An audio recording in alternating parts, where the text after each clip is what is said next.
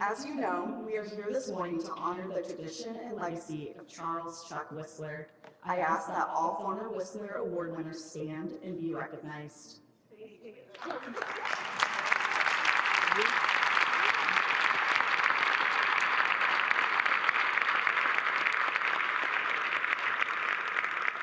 We'll get to breakfast and this year's award in just a moment, but first I'd like to invite Gypsy's board chair, Heather Wilson, to share a bit about this award and our history.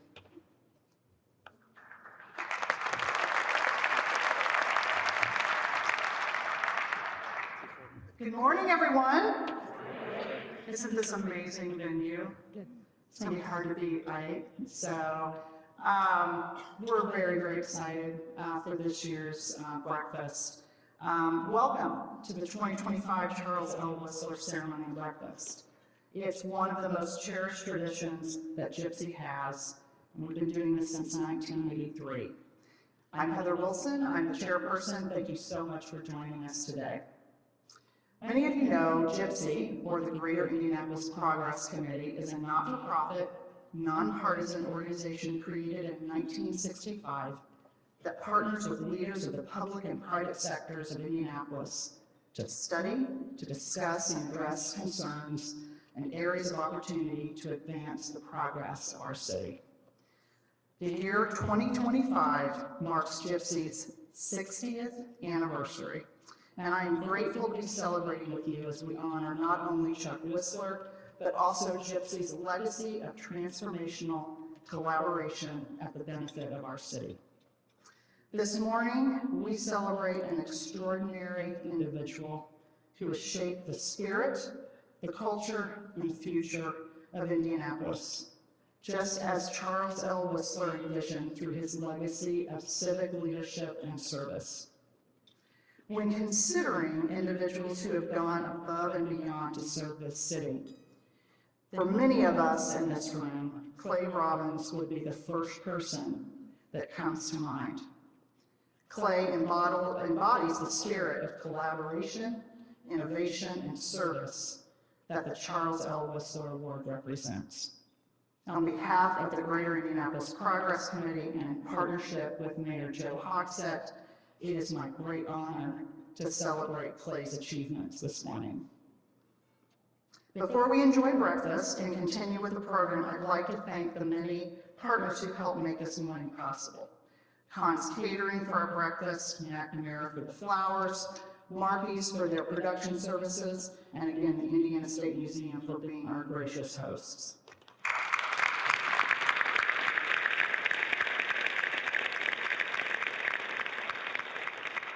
At this time, I'd like to invite Fred Kate, Board Chair for the Indiana State Museum and Historic Sites, to share a bit more information about this historic space.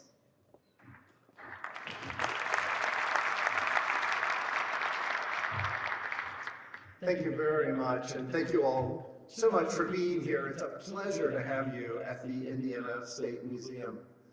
It's a beautiful, astonishing facility, and I'd like to take just a moment to introduce Bill Brown, who is the former chair of the board and is the person responsible for this building. Bill, do you want to just wave? There you are. Thank you.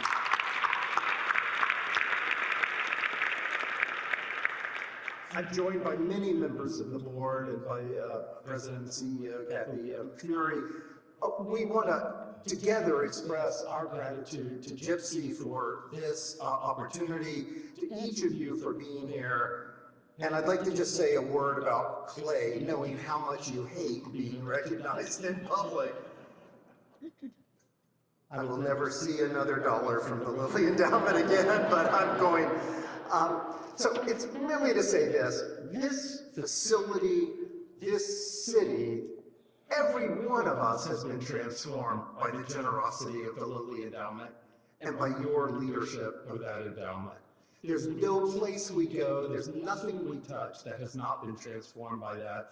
But I would like to add to that, and I think much more to the point from my part, it is not just the generosity, it's the leadership, it's the vision.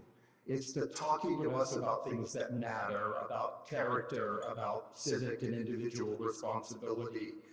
It's the willingness to speak truth to power, no matter what that power may be. And we are all better off for that experience, for the fact you have taught us that. And so I would just like to say again how happy I am that we're all here together to honor Clay. I hope you will take advantage of when the breakfast is over. I repeat that, when it's over, to go see some of the museums holding some of the beautiful seasonal holdings. Visit the gift shop. It is the absolute best place in the city of Indianapolis for buying holiday gifts. You can ride the Snowfall Express, something you won't want to miss. But most of all, to really enjoy this moment of giving richly deserved recognition to somebody who absolutely hates getting it. So.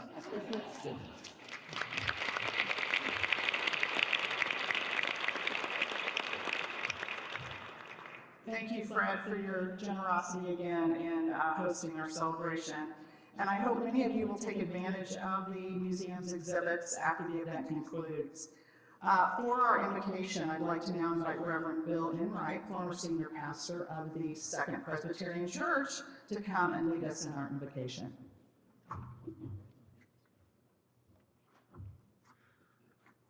Please join me in our prayer. Creator of life and all things good, we gather today to honor those who have lived life in the service of others and the enrichment of the communities they call home. We read the list of recipients and we recall stories of those honored in the past. And then we remember another story, the ancient story of you as Creator God, standing at the dawn of creation, gazing at the wonder of the cosmos in all its pristine innocence. And then, as if whispering to yourself, you said, "That's good. That's really good, but not quite good enough." And then bending down, you picked up a clump of dirt, rolled it around in your hand, and we humans discovered our calling. We have been created to be caretakers in your world, to be your holy representatives amidst the social and civic conversations that shape our life together. And so today we gather to honor a person who knows who he is and embraces his calling in a model way, Clay Robbins. We celebrate Clay's unpretentious sense of public service, his care and compassion, his discerning imagination, and his savvy ability to build bridges of cooperation with institutions across this city, state, and nation. Lord of all things large and small, we thank you for each person in this room who works for the flourishing of our life together. And we say thank you. Amen.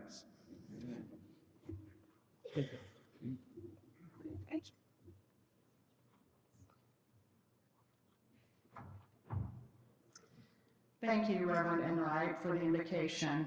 We're now going to enjoy our breakfast, and the program will resume shortly.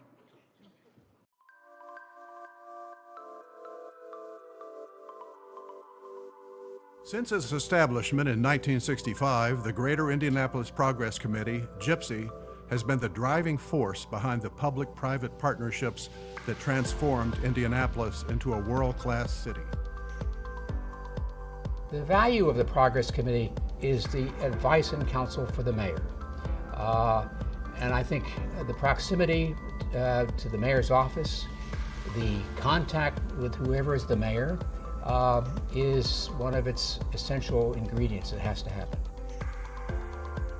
GYPSY started out in the mid-'60s when bank presidents and other business leaders decided that Indianapolis was never going to become successful as a city without the cooperation of the business community. So they went to then Mayor John Barton and said, we would like to help, and we want to help each mayor. So regardless of the party of the mayor, GYPSY has been an active part of the progress of this community ever since. The greatest value, I think, is just in the composition of the membership. I don't think there's anyone else like us. Early projects included the development of Eagle Creek Park and the Downtown Convention Center, as well as the groundbreaking passage of Unified City-County Government, known as Unigov. At the forefront of these accomplishments were Gypsy's early leaders, including attorney Charles L. Whistler. A native Hoosier, Whistler spent his entire career with the law firm then known as Baker & Daniels.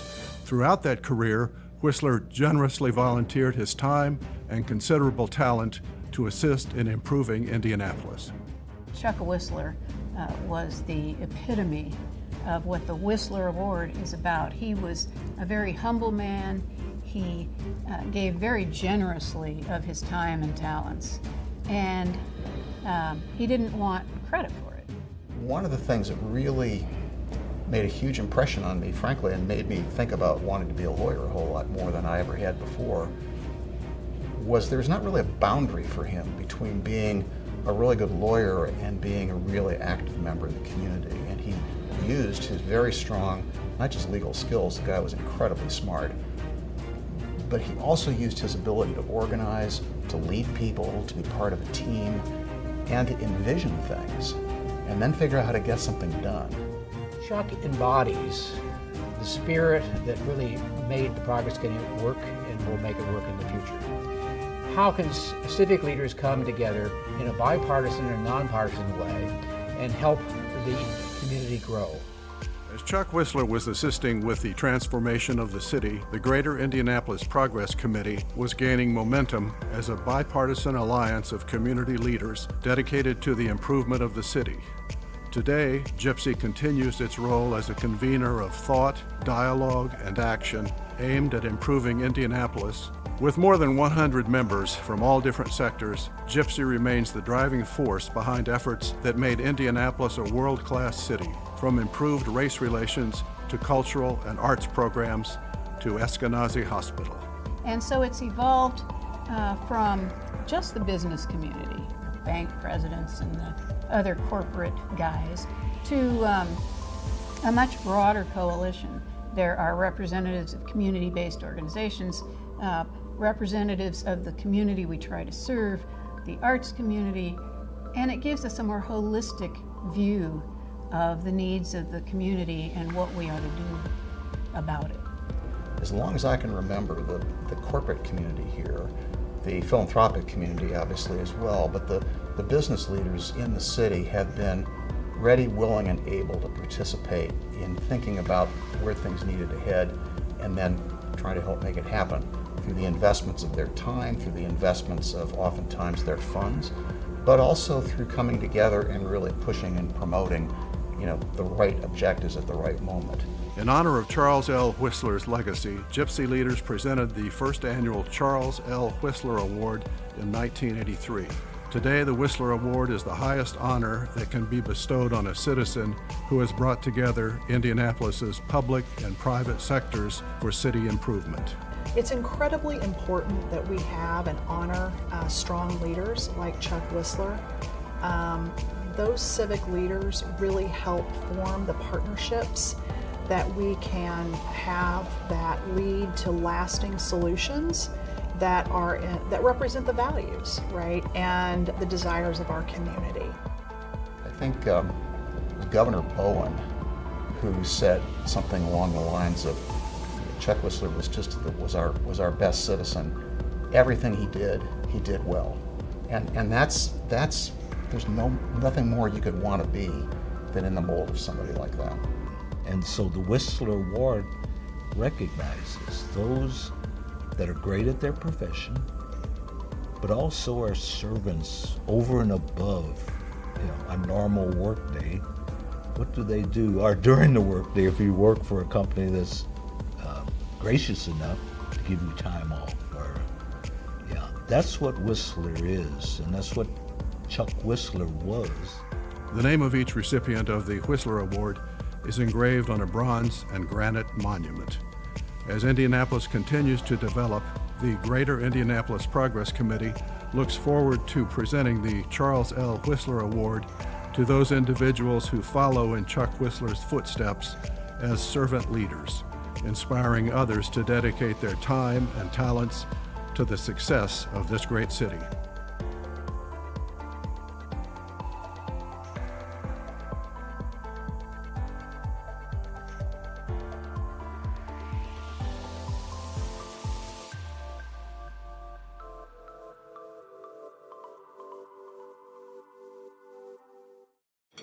Good morning. My name's David Johnson, and it's a real privilege for me to be here with all of you today. It's just an amazing event. It's a huge and great crowd and a really great day. 3 years ago, I was honored to attend this breakfast and receive the Charles Whistler Award. It's an award that will always have an enormous amount of meaning for me, because I knew so well the great lawyer and community leader Chuck Whistler, whose name and spirit of this award is given in the video captures. You just saw it. This morning I've been asked to say a few words about the community contributions of this year's Whistler Award winner. Fred Cate's gotten us off to a great start on that, so I'm going to continue along the themes that Fred started. Clay Robbins is someone I have known as a friend and colleague for a very long time for both of us. But when it comes to saying just a few words about him, it's a really hard thing to know where to start. So perhaps as a simple and straightforward way to set the stage, just take a look around you. Take a look at this building. Take a look at the White River State Park where it sits. Take a look at the neighbors in this park, the NCAA Hall of Champions, the Ida Jordan Museum, the ever-expanding Indianapolis Zoo, the parking garage where you parked this morning underground. None of those places would be here. We wouldn't be here were it not for the generous, visionary, and patient contributions to the Lilly Endowment under Clay's leadership. You won't find any sign saying the State Museum or the White River State Park brought to you by Lilly Endowment. There are no statues here or anywhere else in the city that single out the names of the leaders of this remarkable private charitable foundation, named from the family that established it nearly 80 years ago, separate and independent from the company that shares its name. A foundation that has literally poured hundreds of millions and today billions of dollars into the vitality, the growth, and the sustainability of this community and state, and all of us who live here. Once in a while, someone may say, hey, you know that whole 16 Tech project? That would never really work out if it weren't for Lilly Endowment. Or the city market would have crumbled to the ground long ago without the endowments to keep it going. Or, wow, reading scores for Indiana fourth graders have actually gone up thanks to big grants from Lilly Endowment to the state's reading programs.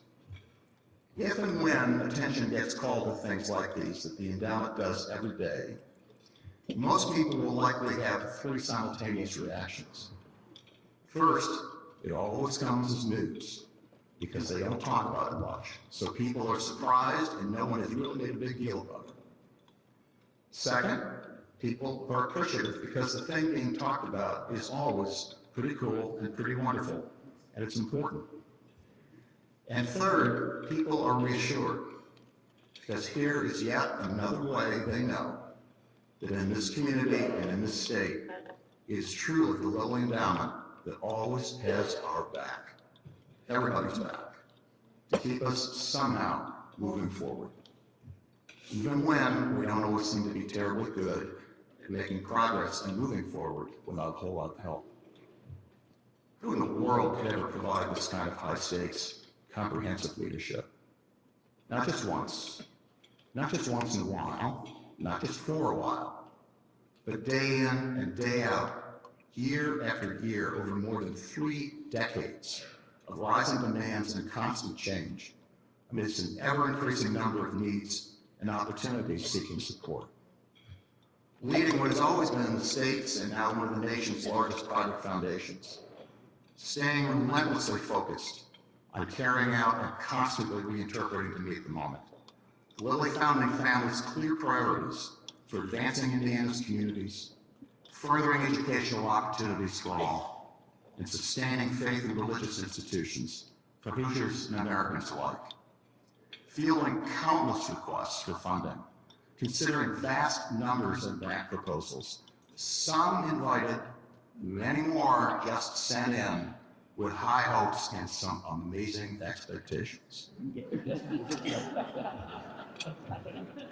How do you do that? How do you strike just the right balance in leading a very private foundation, one which has and can have no public or political agenda or obligations whatsoever, and yet always being open and responsive to the community's greatest needs, its best ideas, and its strongest ambitions for progress?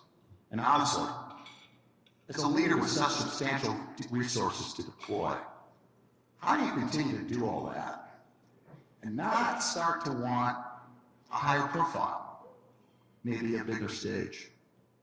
Start making many more grants outside Indiana to become part of more national discussions, more fashionable cultural initiatives.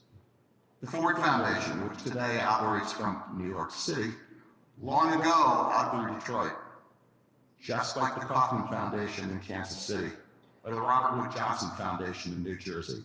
They all ended up focusing increasingly far afield from the places which created the family wealth that actually brought them into existence.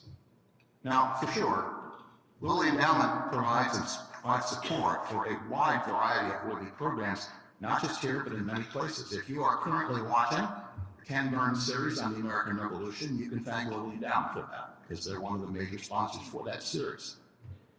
But under determined and actively engaged leadership, Clay's leadership, faithful to the family's mission, priorities and the principal programs of Lilly Endowment have stayed intently here, continuing to make all the difference for all of us. So how does somebody do that? And how do you do all that with a staff, professional staff that numbers considerably fewer than 70? And somehow in the process, or maybe because of the process, maintain a really wickedly good sense of humor. And why in the world would someone who's doing all that every day still believe that when the day's over or before it begins, it's imperative to keep showing up in person? First thing in the morning, late in the evening, participating in meetings, community events, offering insights and counsel, but never seeking the spotlight or the center stage for himself, never claiming richly deserved credit. Somehow is always graciously reserved and happily redirected to others. Someone who, as Dr. Rob Shoemaker, the CEO of Indianapolis Sioux, notes, above all takes people and relationships seriously, consistently offering his mentorship, guidance, deep knowledge of this community as well as his enthusiastic support. Well, those are all good questions, and they all go to the extraordinary character, integrity, and determined leadership of the person honored here today as the Charles Whistler Award winner of 2025. Clay Robbins, the chairman and CEO of Lilly Endowment, who will be officially introduced to you in just a moment by the mayor. Clay's longtime friend and colleague, Charlie Richardson, notes that Clay has given his professional life to Indianapolis and its people, all of its people, in ways that few others have or could even begin to try. Clay began that career as a lawyer and became a partner in the firm of Baker & Daniels, today Faegre Drinker, sponsored here this morning, starting just a couple of years after Chuck Whistler's untimely death. Clay was asked to join Endowment leadership team in 1993, and he quickly became the president there starting in 1994. From there, he went on to become the CEO and then the chair of the Endowment's board, which he does today. From the beginning, Clay Robbins has had day-to-day leadership responsibilities for all major Lilly Endowment programs. An early example, one that I know very well, and several other people here today do as well, came in the late 1990s when Clay, working closely with community and business leaders, was integrally involved in establishing the Central Indiana Corporate Partnership as a unique executive leadership collaboration there to advance the region's best opportunities to win in the 21st century competition for technologically advanced industries and good, great paying jobs. A later example of meeting the moment came in 2020. Within days after it became frighteningly clear that COVID-19 was about to disrupt every single aspect of daily life, health, and family security, the endowment under Clay's leadership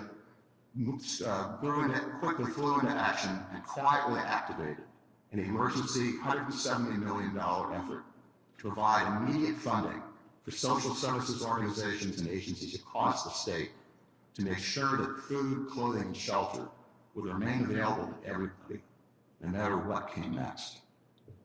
Yet another recent grant announcement shows how the endowment's far-reaching vision for this place in these times only continues to grow under Clay's leadership.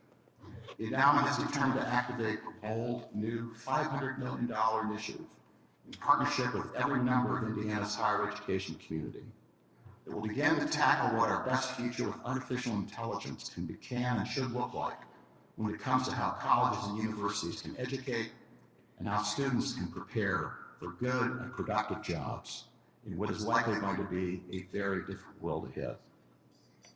So today, and Fred noted this as well, the results of Lilly Endowment's philanthropy through Clay's leadership are literally everywhere around us.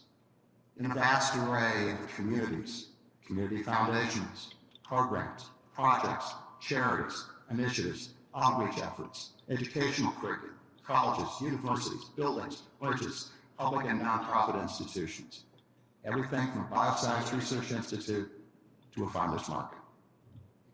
Through all these great and good works, the Lilly Endowment under Clay's leadership continues to advance the family founder's essential long-term mission to ensure that the place we live is as stable and as open to opportunity and as responsive to need as it can possibly be, for as long as it can possibly be.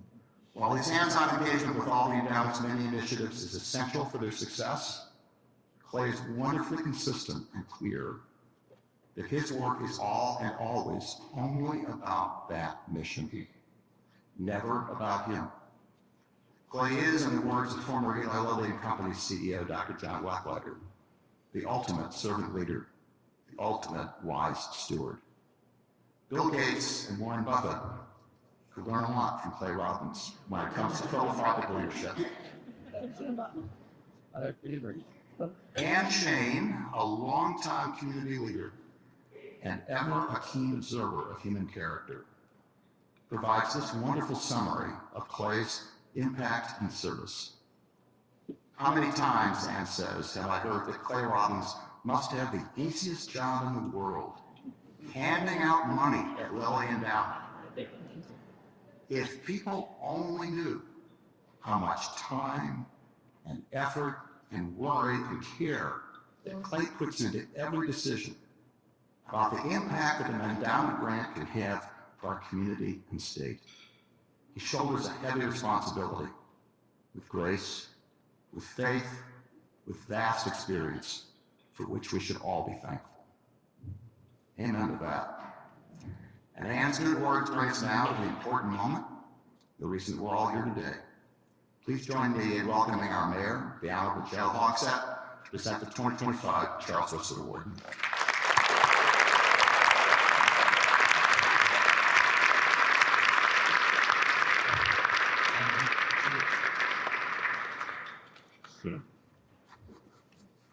Well, indeed, good morning.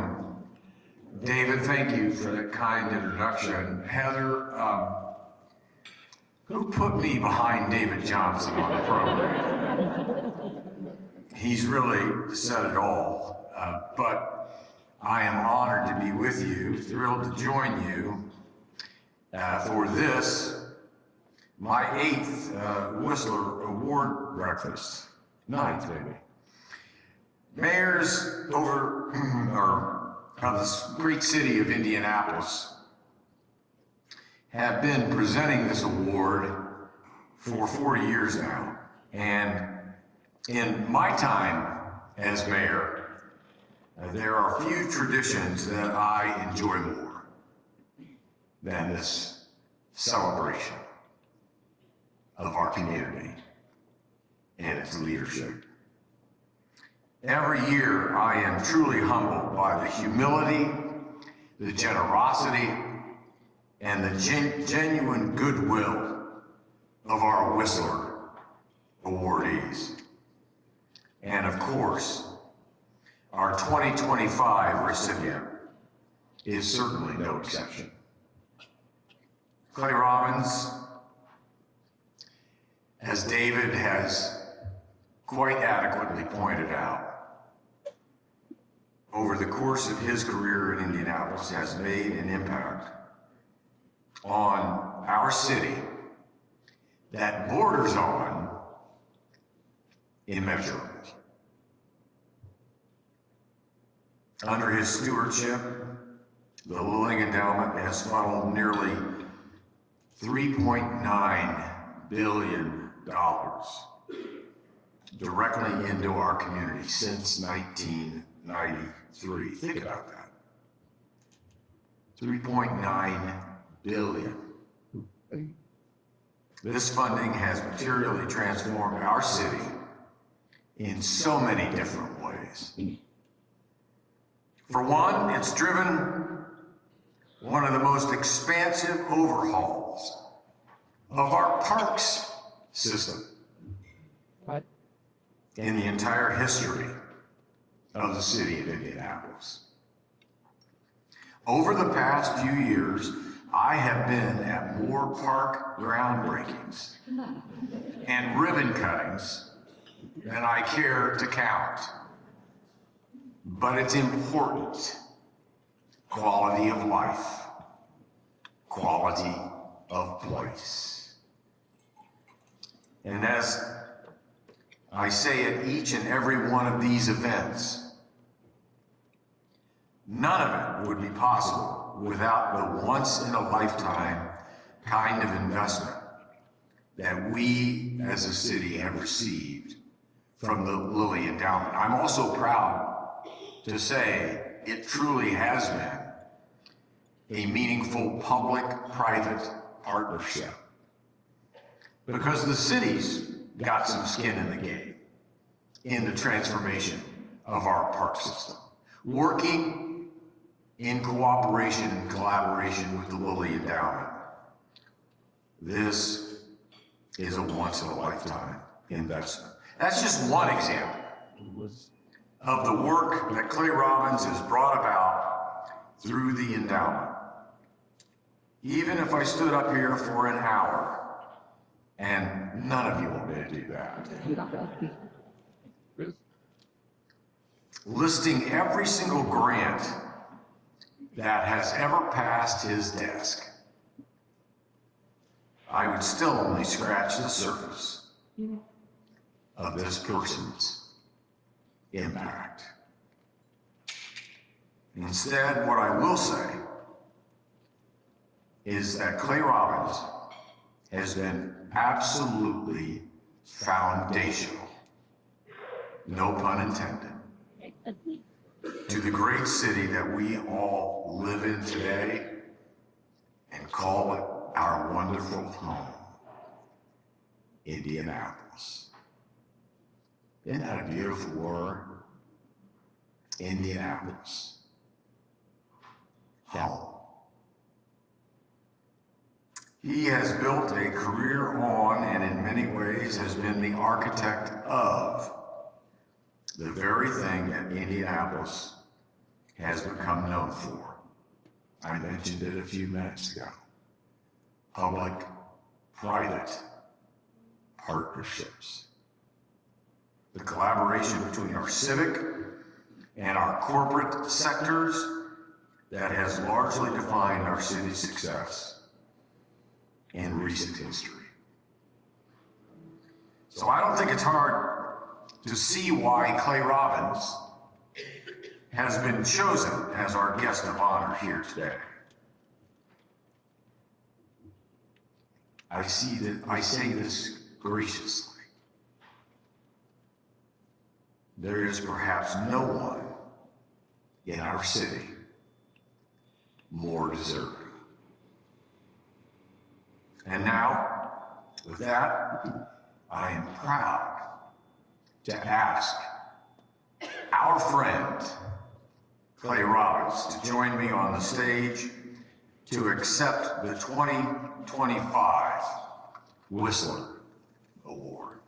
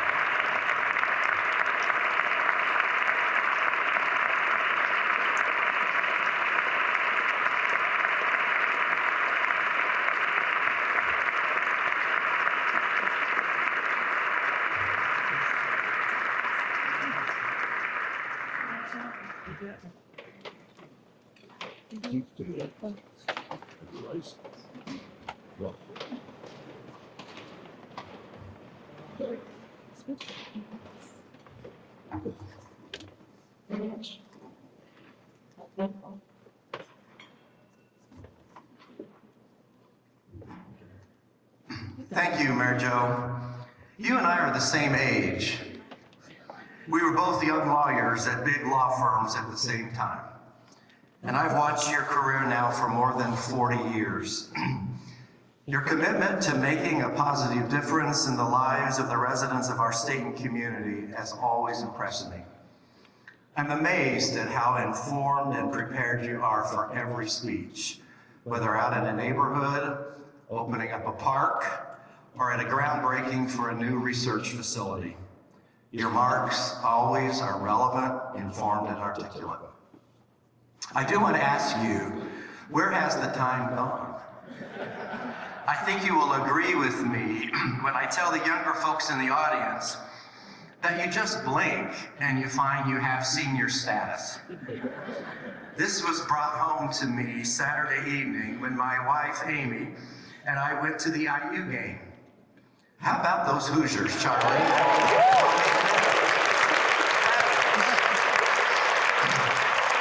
Anyway, we were a little bit late to the game, and we were coming up from the south parking lot, and we couldn't quite figure out, you know, when you're old, you can't quite figure out what gate to go in or how to do this.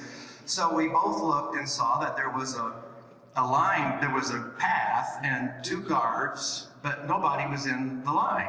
And so I said, well, is it all right if we go in this way? And the guy said, well, this is really the line for people with disabilities, but we're also taking the elderly. And I just could not believe it. And so then the people who scan your tickets heard that and said, here, let me help you, sir. And it just sort of ruined the moment, you know, but I quickly got over when IU won. Bill, thank you for your eloquent and very affirming prayer. What a blessing Bill has been to me and Lilly Endowment as a longtime board member and our entire community. I can't tell you how many times a thoughtful pastoral message from Bill has given me needed new perspective. And David, to have been nominated for this recognition by you makes the award even more meaningful to me. There is no one I respect more than you. It is rare to find a person with such a combination of brilliance, concern for others, and humility. Amy's and my friendship with you and Ann mean the world to us. Thank you. I also want to thank the others who supported my nomination. I'm most grateful to each of you, and Megan, Heather, and Murray. I thank you and the Greater Indianapolis Progress Committee for this honor, and all you and your colleagues have done to prepare for this event. And Fred, I remember you working with you when you were at the law school. What a wonderful experience it was when we were looking at ethics and law together, and you've been such a leader there for our entire profession. Thank you. And of course, I want to acknowledge Faegre Drinker for their sponsorship. Given my history with Baker and Daniels, your support of this means a great deal. I met Chuck Whistler when I was a summer clerk at Baker and Daniels, and I remember how he was held in such high esteem by his colleagues at the firm. He helped solidify the firm's deep commitment to community service. I'd also like to acknowledge my wife, Amy, wife of 40 years. She's been a constant source of love and support for me and our family while developing herself an international reputation for her expertise in working with deaf and hard of hearing children with cochlear implants. And I'm also grateful that my brother Lee and his family are here this morning, as well as my son Peter. You know, when you get to be this age, you can't remember things, and all of a sudden something will trigger a memory. And David, a memory I have is in this particular place when it was being conceived, and you and Judy O'Bannon would give tours, and Judy had a pink construction hat on.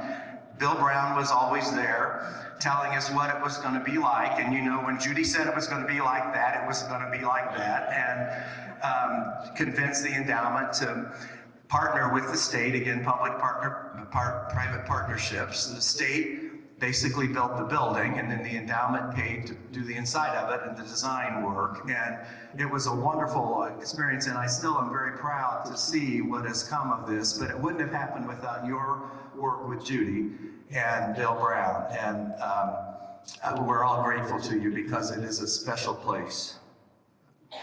I'm quite aware that any impact I've had is because of my role at Lilly Endowment.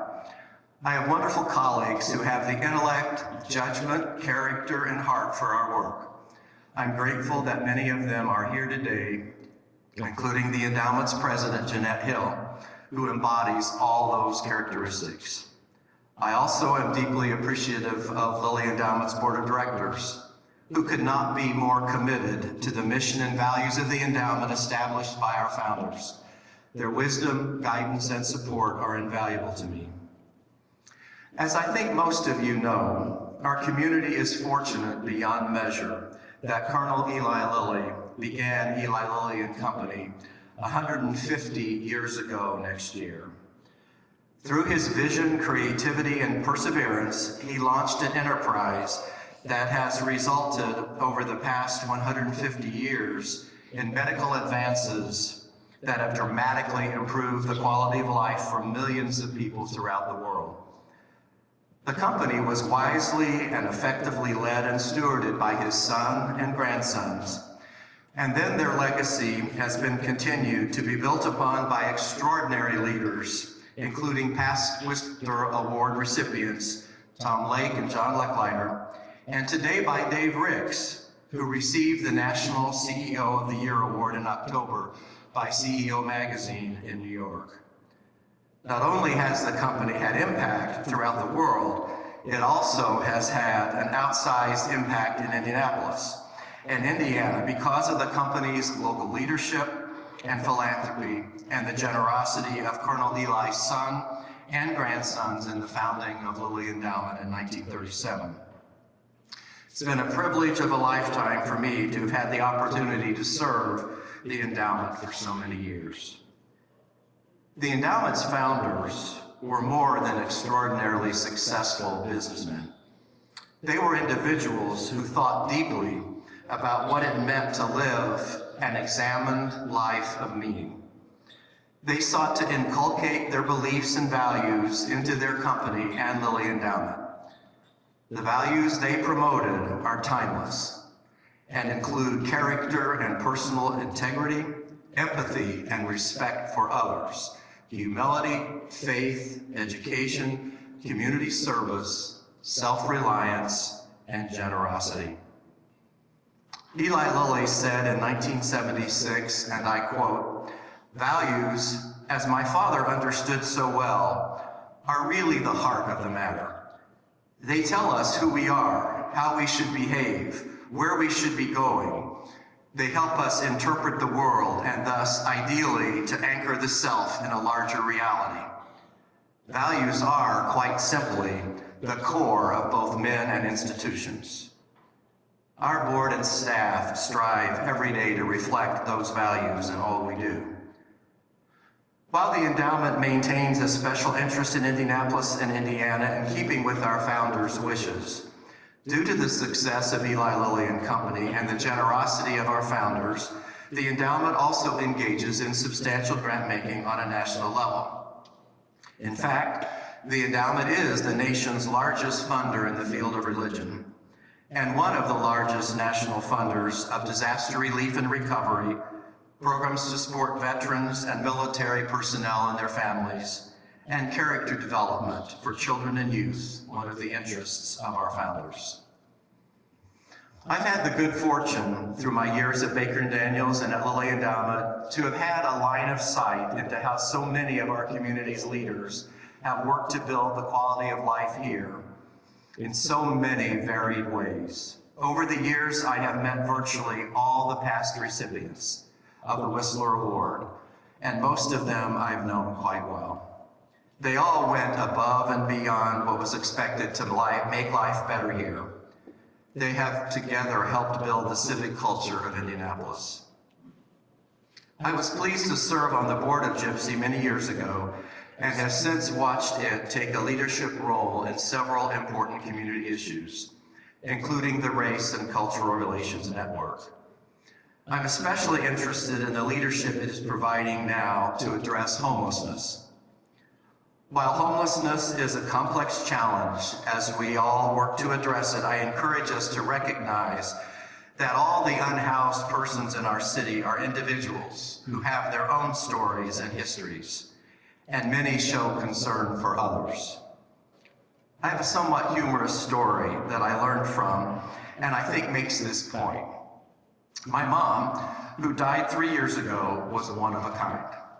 She lived in Tarkington Tower at 40th and Meridian, and frequented the stores and restaurants at 56th and Illinois. She would talk the arm off of anyone she met.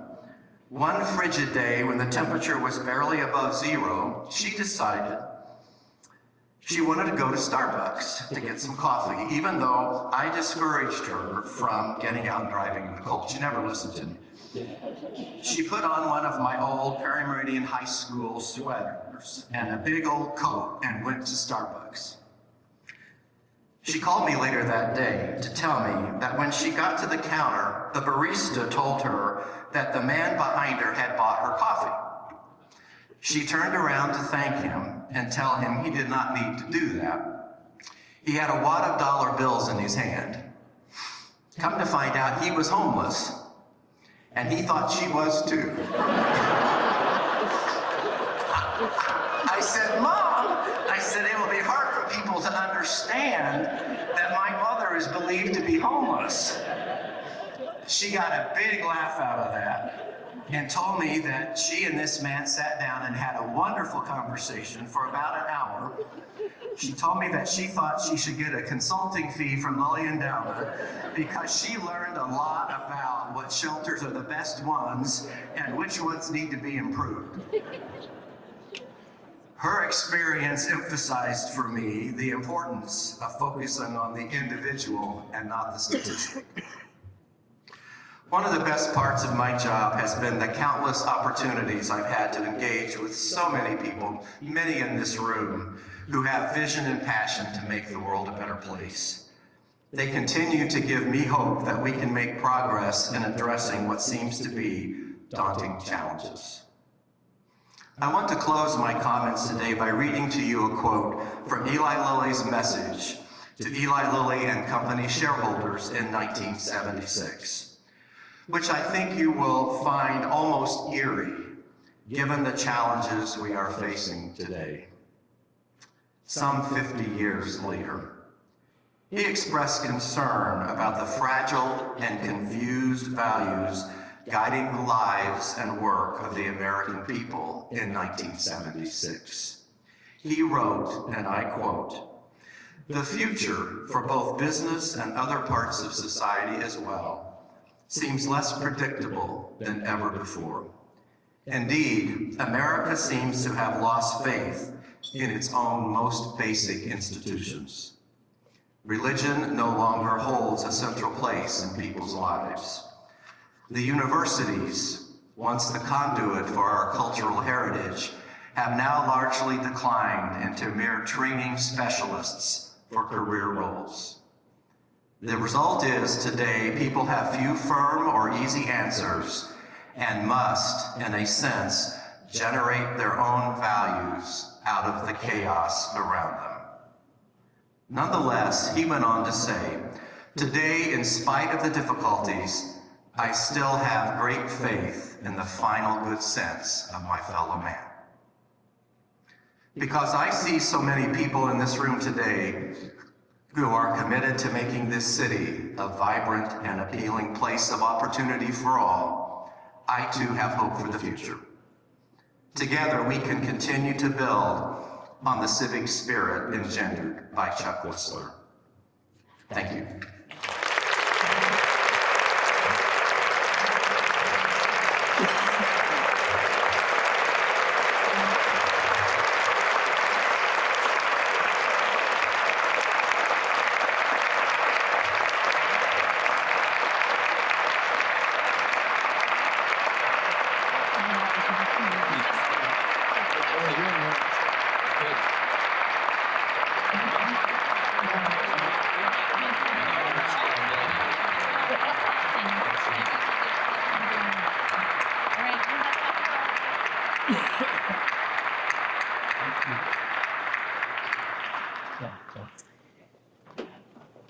I want to thank you all for joining us for this very special celebration of the Charles Whistler legacy and our newest award recipient, Clay Robbins.